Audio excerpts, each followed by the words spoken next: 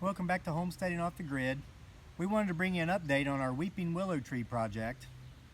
A few weeks ago we asked some friends of ours if we could take some cuttings off of some branches of a beautiful weeping willow tree they had in their front yard, and as it turned out they told us we could take the whole tree because the roots were damaging their water pipes. It was affecting the plumbing inside their house. So we cut down the entire tree. We've been using that tree for everything. We made poles for gardening projects, as you've probably seen in some of our other videos. Some of the wood we couldn't use we're going to just burn, mostly in our campfire pit, because willow wood doesn't put off a lot of heat. So we don't really want to use that in our wood stove, though we can in the fall for early burning. But mostly we thought maybe we'd get 50 or 100 cuttings to root to turn into weeping willow trees. We actually got about 1,000. So we wanted to bring you an update on how we're doing with this. It's been 3 weeks since we cut that tree down, and it took us a couple of days to clip up our cuttings and get them into the water, but we're now transferring them to the soil where they'll be able to sit for a couple of years before we transfer them to pots. So how well have they done? I'm just going to show you an example here. I'm going to come a little closer to my beautiful bride who's recording this, and watch this. Look at all those roots. You getting a good shot of that, honey? Yep, oh my. They have all, and get it in the sun there so they can see them. Weeping willow trees are one of the easiest trees to get to root. You just take the cuttings right off the tree like we've shown you in several videos, and you just soak them in water.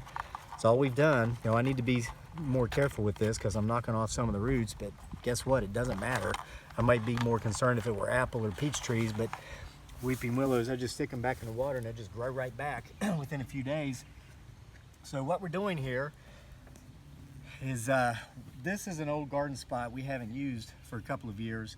We've been piling up brush here throughout the years, and we finally, this week, we cleared out the brush, we burn it, and now we are preparing row after row after row to put our willow trees in, and we hope we have enough space to do some oaks that we're growing from acorns. Sounds crazy, guys, but last fall we collected about 2,000 acorns, just hiking in the woods, throwing them in our backpack, coming out, did this several times. We've got a spot over there off of one of our other gardens where we just put the acorns down, buried them with about 1 inch of soil, and we have over 1,000 oak trees down there this spring about this tall that we're gonna transplant to the beginning of our tree farm. But if you're propagating the willow trees, and I'm just pulling one up at random, you see it's got roots, what we're doing is we're zigzagging them in rows here, and the reason I'm zigzagging them is so that I can maximize the usage of my space.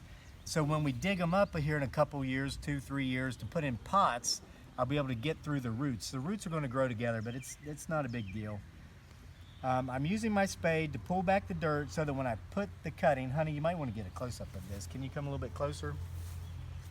I want to make sure you folks can see exactly what I'm doing. Can you see down in the hole there, honey? I'm pulling the dirt out so that when I put this down here, I'm not ripping off the roots. And then I'm very gingerly just covering the roots. Because, keep it close, hon, I'm gonna show another example. If I take a cutting, and my gosh, we've got so many, okay, see here, there's roots. If I come over and I just go like that and stab it in the soil, I tear off all my roots. You see that? So we don't wanna do that. So I'm gonna do another one the right way. Okay, see, you got some roots on there. So I'm gonna zigzag. So I went here, now I'm gonna come over here. I'm gonna use my spade to prepare the hole first. And then I'm gonna do like this and very gingerly cover it up. So this way the roots stay on. Some of them may come off, but these things will root again. Now, if you've been watching our videos, you know we don't use a tiller. I prepared this entire row with a shovel. Just dig the dirt over, turn it over, dig it and turn it over. Is it hard? No. I mean, you know, once you get used to doing this stuff like we are, it's not hard at all. It's a little more time consuming, but one of the things I love about homesteading is the secondary benefit of exercising. I mean, today we've gotten 3 loads of firewood from some trees that fell down in the nor'easter, came through this winter. Our wonderful neighbors over there, very helpful, very wonderful people. They lost about 5 or 6 red oaks, and so we're cutting it up a little bit as we go. We got 3 loads today. We're doing this. Wonderful exercise. But now I want to show you something a little special. We were hesitant to show you this in the first video we made of cutting down this tree.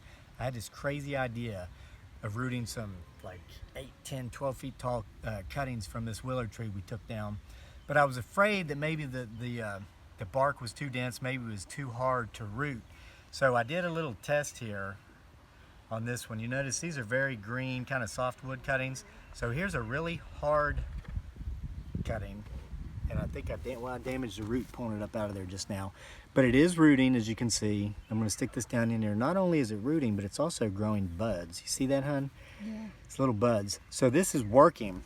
So I'm gonna show you guys, listen, you gotta think big. When you're doing things, think big. Don't limit yourself. Shoot for the stars, because even if you fall short, you might land on the moon. Let me show you what we're doing with some super big willow cuttings. So here we are on the boat dock. Our little boy is going canoeing. Say hi. Hi. We're ready to do some canoeing. And look at this. If you'll notice, this is my crazy idea.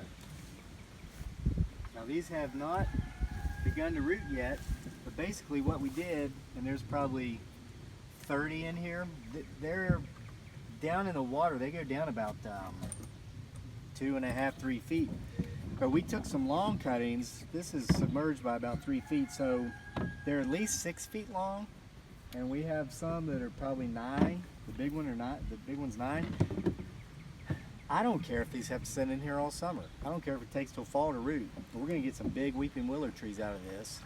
And so, you know, when you go to the box stores and you pay $89.99 for your 8 feet tall weeping willow trees, they don't grow those from scratch or from the beginning. Some of them maybe, but willows root so well and so easily. I mean, you can take a 6 or 8 foot length, just soak it in water like this until it roots and get it in the ground or get it in a pot. So as we progress with our weeping willow tree projects and our oak tree projects and all of our other projects, we'll make sure to give you updates as we go along. Thanks for taking the time to watch this video. If you liked what you saw, you learned something from it, please subscribe to our channel, Homesteading Off the Grid, and we'll see you next time.